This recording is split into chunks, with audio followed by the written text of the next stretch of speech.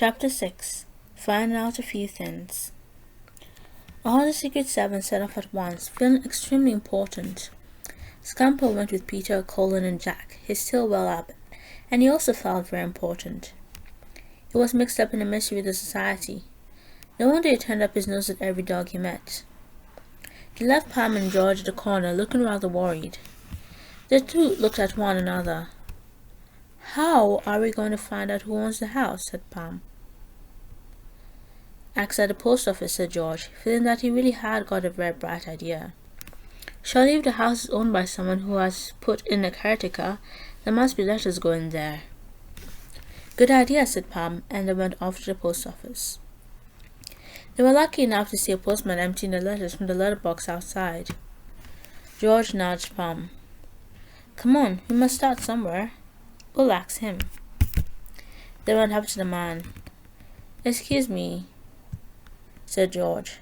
"Can you tell us who lives at the old house down by the stream? You know, the empty house there?" "How can anyone live in an empty house?" said the postman. "Don't ask silly questions or waste my time. You children, you think you're so funny, don't you?" "We didn't mean to be funny or cheeky either," said Pam in a hurry. "What George means is, who owns the house? There's a caretaker there, we know. We just wondered who the house belongs to." "Why, thinking of buying it?" said the postman, and laughed at his own joke. The children laughed too, wishing the man would answer their question. "How would I know who owns the place?" he said, emptying the last of the letters into his sack. "I never take letters there except to old Dan the caretaker, and he only gets once in a month. His wages, maybe. But I asked the estate agents over there. They deal with houses, and they might know the owner, seeing as you are so anxious to find him." "Oh, thank you," said Pam joyfully, and the two of them hurried across the estate agents.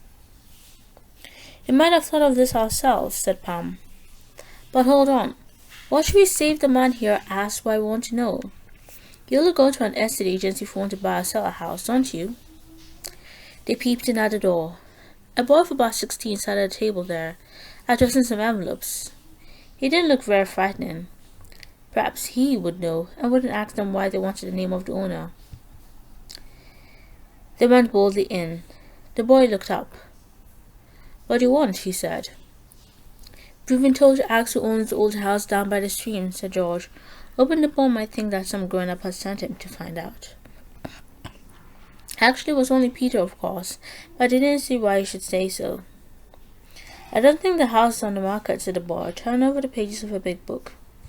"Your parents want to buy it or something?" "I didn't know it was to be sold." The two children said nothing because they didn't really know what to say. The boy went on turning over the pages. "Ah, here we are," he said. "No, it's not for sale. It was sold to a Mr. J. Hollycoff some time ago. Don't know why he doesn't live in it, I'm sure." "Does Mr. Hollycoff live anywhere here?" asked Pam.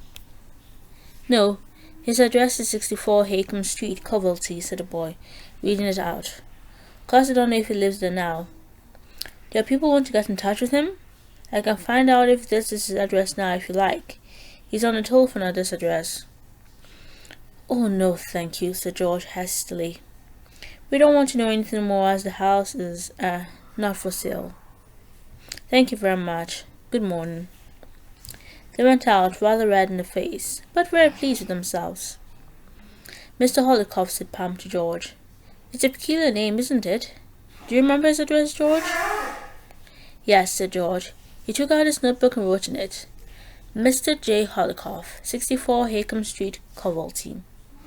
Well, we've done our part of the job. I wonder how the others are getting on." They were getting on quite well. Janet and Barbara were busy examining the tracks down the lane that led to the stream. They felt quite like detectives. "See, the car with the van behind, or whatever it was, turned into the lane from the direction of Templeton. It didn't come from Averlage," said Janet. "You can see quite clearly where the wheels almost went into the ditch." "Yes," said Barbara, staring at them. "The tracks of the van wheels are narrower than the wheels of the car that told Janet. And look, just here in the snow you can see exactly where the bottom was on the wheels of the van. None of the car though, they're all blurred. Don't you think it would be a good idea to take a note of the portion of the tire? Said Janet. I mean, it just might come in useful. And we could measure the width of the tire print too. I don't see how those things can possibly matter, said Barbara, who wanted to go down the lane and join the three boys. Well, I'm going to try and copy the pattern, said Janet firmly. I'd like to have something to show the boys. So, very carefully, she drew the pattern in her notebook. It was a funny pattern with lines and circles and V-shaped marks. It didn't really look very good when she had done it. She had measured the print as best she could. She had no tape measure with her, so she had placed a sheet of paper from her notebook over the track and marked on it the exact size. She felt rather pleased with herself, but she did wish she had done the pattern better. Barbara laughed when she saw it. Goodness, what a mess, she said. Janet looked cross and shut her notebook up. Let's follow the tracks down the lane now, she said. We'll see exactly where they go. Not many vans come down here. We ought to be able to follow the tracks easily. She was quite right. It was very easy to follow them. They went on down the lane and then stopped outside the old house. There were such a lot of different marks there that it was difficult to see exactly what they were. Footprints, tire marks, places where the snow had been kicked and ruffled up. It was hard to tell anything except that this was where people had got out and perhaps had some kind of struggle. Look, the tire marks leave all this mess and go down the lane, said Janet. She looked over the gate. Were the boys in the old house with the caretaker? Let's go and see if we can find the boys, said Barbara. No, we haven't quite finished our job yet, said Janet. We ought to follow the tracks as far as they go. Come on, we'll see if they go as far as the stream. There are two lots of tracks all down the lane, as we saw, so it's clear that the car and trailer went down and then up again. We'll find out where they turned. That was easy. The tracks went down to a field gate almost to the stream. Someone had opened the gate, and the car had gone in with the trailer, and had made a circle there, come out of the gate again, and turned up the lane. It was all written clearly in the tire tracks. Well, that was the story of last night, said Janet, pleased at their discoveries. The car Nathaniel was pulling came from the direction of Templeton, turned down into this lane, stopped outside the old house, where people got out, and messed around, and then went down to the field. Someone opened the gate, the car and trailer went in and turned, and came out again and went up the lane, and disappeared into the night.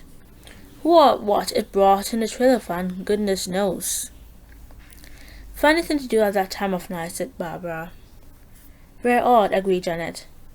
Now let's go back to the old house and wait for the boys. It's almost 1 o'clock, said Barbara. Do you think they're still there? They hung over the gate and watched and listened. To their horror, the old caretaker came rushing out as soon as he saw them, his big stick in his hand. More of you, he cried. You wait till I get you. You'll feel my stick all right. Pestering, interfering children. You just wait. But Barbara and Janet didn't wait.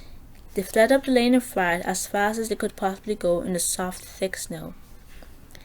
End of chapter 6.